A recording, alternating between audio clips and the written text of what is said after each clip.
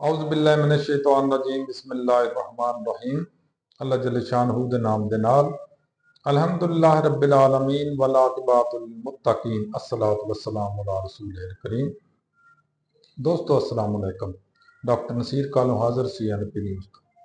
दोस्तों कल सुहेल वड़ैच साहब ने एक लिखिया वे अपने अखबार दे विच की उन्होंने कह सकते हैं असी तजजिया किया वे या एक अदारिया लिखिया वे जो भी उन्होंने कोई लिखिया उस लिखते हैं कि पाकिस्तान दे विच भी चाइना मॉडल या सऊदी मॉडल आ जाएगा या आना चाहिए या आने वाला वे पर लुबे लुबावे इस किस्म का ही है।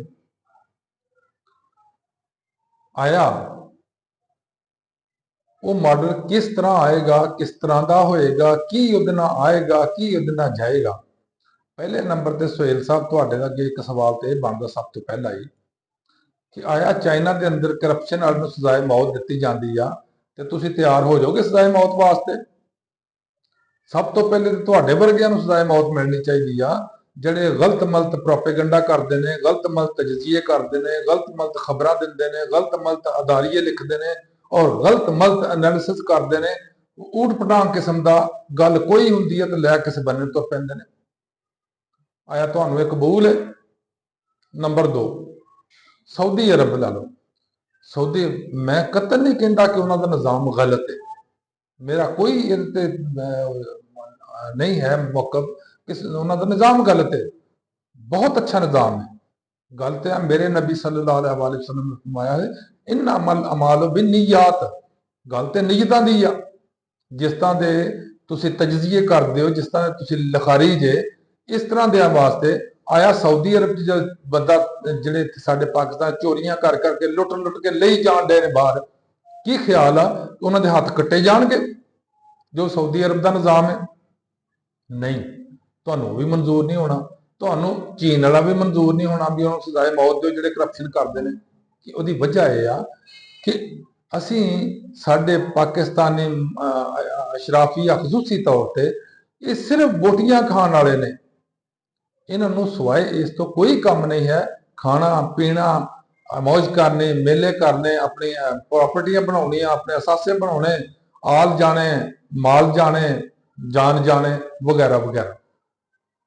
दोस्तों तुसीं सुनिया होना कल बांग्लादेश के अंदर साबका मशरकी पाकिस्तान के अंदर 16-17 साल एक बीबी ने हुक्मरानी की और बिल्कुल इस तरह हुक्मरानी की जिस तरह पाकिस्तान की हुक्मरानी हो रही है 2-3 साल तो। उन्होंने 1300-1400 शिकायत है, 1300-1400 लोग मरवा छे, फायरिंग करा करा के, ड्रोन हमले करवा करा के एहतजाज करने वाले के उपर, मुजाहरीन के उपर। और वजीर आजम जी सी माशाअल्लाह हुसना हुसना वो नाम है हुसना मुजीब, हुसना शेख, उन्हें जनाब अजीबो गरीब मुल्क के अंदर एक कहन पार्लियामानी निज़ाम से, कहन जमहूरी निज़ाम से, लेकिन उन्हें वो कौम की तबाही लाई उत्थे दी। गल कितों शुरू हुई? सिर्फ एक स्टूडेंटा ने एक जिहड़ा कानून साजी इस बीबी ने करवाई सी कि जिन्होंने 71 के कुर्बानियां दित्तियां उन्होंने औलाद को ही कोटा दिता जाएगा। उन्हें कहा कि ठीक आ, तुसी एक हद तक उन्होंने कोटा रख दो कि तुसी 50% कोटा उन्होंने दे दिता और उन्होंने नस्लों के जिन्ने लोग ने MNA MP जिहड़े फायदा उठाते हैं सारे। लेकिन ना मनी, एहतजाज शुरू हो गया, मुजाहरे शुरू हो गए। एक बंदे ने सिर्फ ये कहा पुलिस के सामने आके कि मैनू लै तू फायर मारो, भाई मैनू फायर मारो, मैं नहीं जे एहतजाज छड़ना। उन्होंने फायरिंग की तो बंदे ने मार दिता, उस स्टूडेंट को मार दिता। उस तो बाद ऐसे ब्रूटली मुजाहरे शुरू हुए, एहतजाज शुरू होया, इन्ना मतलब मुल्क के अंदर अफरा तफरी फैल गई कि बड़ी फायरिंग की, बड़े इन्होंने गोलाबारी की, लेकिन लोग नहीं टले। बांग्लादेशियों के वैसे भी एक उन्होंने कल्चर भी इस तरह का ही आ। 71 का तुम लै लो, 71 च भी उन्हें इस तरह किया, हुण भी नहीं टले। अल्टीमेटली उन्होंने दौड़ना पाया बाहर और बाहर जाके ते हुकूमत उत्थे बदल गई। नवी हुकूमत आई, इंटरिम हुकूमत, उन्होंने गैर जानबदाराना तौर पर वो सारे जो केस सन, जो हल्ला गुल्ला होया, जो कतलो गारत हुई सी, वो इंक्वायरी करवाई और हुण उस साबका वजीर आज़म को सजाए मौत दे दी गई है। ਆਇਆ, ਇਹ ਤੋਂ ਸਾਡੇ ਹੁਕਮਰਾਨਾਂ ਨੇ ਕੋਈ ਸਬਕ ਸਿੱਖਿਆ? ਕੋਈ ਸਿੱਖਣਾ ਚਾਹੀਦਾ ਵੈ ਜਾਂ ਨਹੀਂ ਚਾਹੀਦਾ? ਮੇਰਾ ਤਾਂ ਆਪਣੇ ਦੋਸਤਾਂ ਅੱਗੇ ਸਾਰਿਆਂ ਦੇ ਸਵਾਲ ਆ ਕਿ ਆਇਆ ਇਹਨਾਂ ਨੂੰ ਕੁਝ ਉਸ ਤੋਂ ਸਿੱਖਣਾ ਚਾਹੀਦਾ ਕਿ ਨਹੀਂ ਸਿੱਖਣਾ ਚਾਹੀਦਾ? ਕਿਉਂਕਿ ਇੱਕ ਹੱਦ ਹੁੰਦੀ ਹੈ ਹਰ ਇੱਕ ਦੀ। ਜਦੋਂ ਤੁਸੀਂ ਆਵਾਮ ਨੂੰ ਬਿਲਕੁਲ ਦੀਵਾਰ ਦੇ ਨਾਲ ਲਗਾ ਦਿਓਗੇ ਨਾ, ਉਦੋਂ ਫਿਰ ਇਹੋ ਜਿਹੇ ਕ੍ਰਾਈਸਿਸ ਆਉਣਗੇ। ਇਹਦੀ ਬਿਲਕੁਲ ਮਿਸਾਲ ਕਰੀਬ ਤੇ ਇਹ ਆ ਬੰਗਲਾਦੇਸ਼ ਆ, ਉਸ ਤੋਂ ਨੇਪਾਲ ਆ, ਉਸ ਤੋਂ ਬਾਅਦ ਦੀ ਗੱਲ ਹੈ, ਉਸ ਤੋਂ ਪਹਿਲੇ ਸ੍ਰੀਲੰਕਾ ਦੀ ਗੱਲ ਹੈ।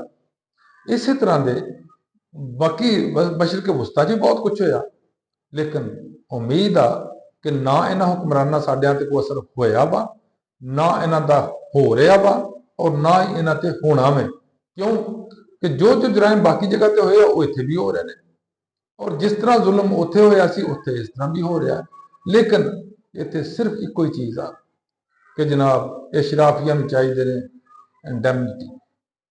ਇਹਨਾਂ ਨੂੰ ਚਾਹੀਦਾ ਕਿ ਸਾਨੂੰ ਕੋਈ ਪੁੱਛੇ ਗਿੱਛੇ ਨਾ, ਸਾਨੂੰ ਕੋਈ ਪੁੱਛਣ ਗਿੱਛਣ ਵਾਲਾ ਨਾ ਹੋਵੇ। ਲੇਕਿਨ ਇਸ ਤਰ੍ਹਾਂ ਨਹੀਂ ਹੁੰਦਾ। ਜਾਂ ਤੇ ਇਹਨੂੰ ਡਿਕਟੇਟਰਸ਼ਿਪ ਡਾਇਰੈਕਟ ਡਿਕਲੇਅਰ ਕਰਨਾ ਚਾਹੀਦਾ ਪਾਕਿਸਤਾਨ ਦੇ ਨਿਜ਼ਾਮ ਨੂੰ, ਜਾਂ ਇਹਨੂੰ ਜਮਹੂਰੀਅਤ ਕਰਨਾ ਚਾਹੀਦਾ। ਅਗਰ ਜਮਹੂਰੀਅਤ ਆ ਤਾਂ ਜਮਹੂਰੀ ਹਕੂਕ ਲੋਕਾਂ ਦੇ ਜਿਹੜੇ ਹਨ ਸਾਰੇ ਉਹਨੂੰ ਮਿਲਣੇ ਚਾਹੀਦੇ ਆ। ਅਗਰ ਇਹ ਡਿਕਟੇਟਰਸ਼ਿਪ ਆ ਤੇ ਫਿਰ ਠੀਕ ਆ ਸਭ ਕੁਝ, ਜਿਸ ਤਰ੍ਹਾਂ ਆਇਨ ਵੀ ਸਾਰਾ ਡਿਕਟੇਟਰਸ਼ਿਪ ਦੀ ਤਰ੍ਹਾਂ ਬਦਲ ਦਿੱਤਾ ਗਿਆ, ਇਸ ਤਰ੍ਹਾਂ ਬਾਕੀ ਹਕੂਕ ਵੀ ਸਲਬ ਕਰਨ 'ਚ ਕੋਈ ਹਰਜ ਨਹੀਂਗਾ। ਲੇਕਿਨ ਕਮ ਸੇ ਕਮ ਇਹ ਡਿਕਲੇਅਰ ਤੇ ਹੋਵੇ ਵੀ ਸਾਡਾ ਨਿਜ਼ਾਮ ਹਕੂਮਤ ਹੈ ਕੀ ਆ। ਮੁਸੀਬਤ ਇਹ ਆ ਕਿ ਕੌਵਾ ਚਲਾ ਹੰਸ ਕੀ ਚਾਲ ਆਪਣੀ ਵੀ ਭੁੱਲ ਗਿਆ।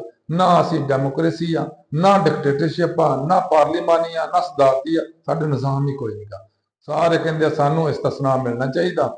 ਕੌਮ ਜਾਏ ਜਹੰਨਮ, ਜਿੱਥੇ ਮਰਜੀ ਜਾਏ। ਅੱਲਾਹ ਹਾਫਿਜ਼, ਅੱਲਾਹ ਹਾਫਿਜ਼, अस्सलाम वालेकुम।